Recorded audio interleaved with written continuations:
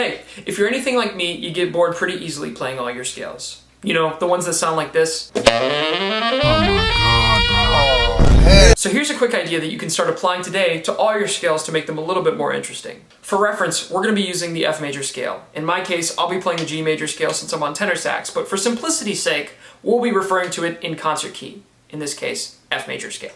Here's what it sounds like.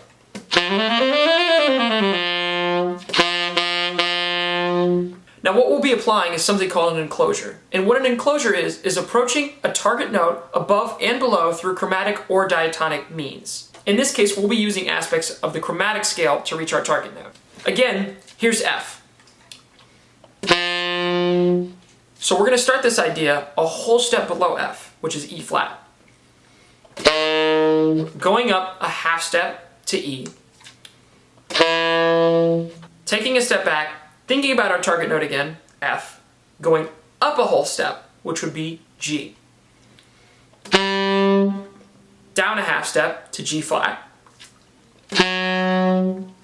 Then, again, thinking about the target note, F, half step below that, into the note.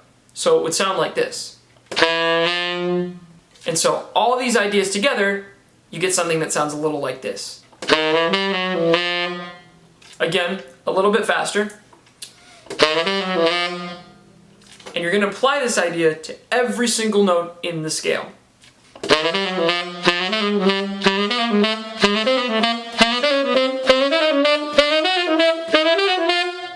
Now, you can change this idea around in a multitude of ways. For example, I like to do it this way. Starting it off exactly the same, but instead of going a half step below into the note, I just hit the target note. When you apply it to the entire scale, it sounds like this. And so on and so forth. Now what this does is it requires you to think about every note rather than just playing it from muscle memory, because I could easily just go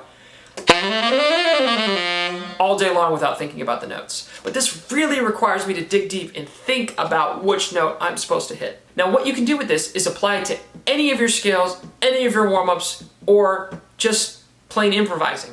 For example, you could easily play a lick that sounds like this. Or you could apply this enclosure method to kind of flesh it out a little bit more, so it sounds something more like this.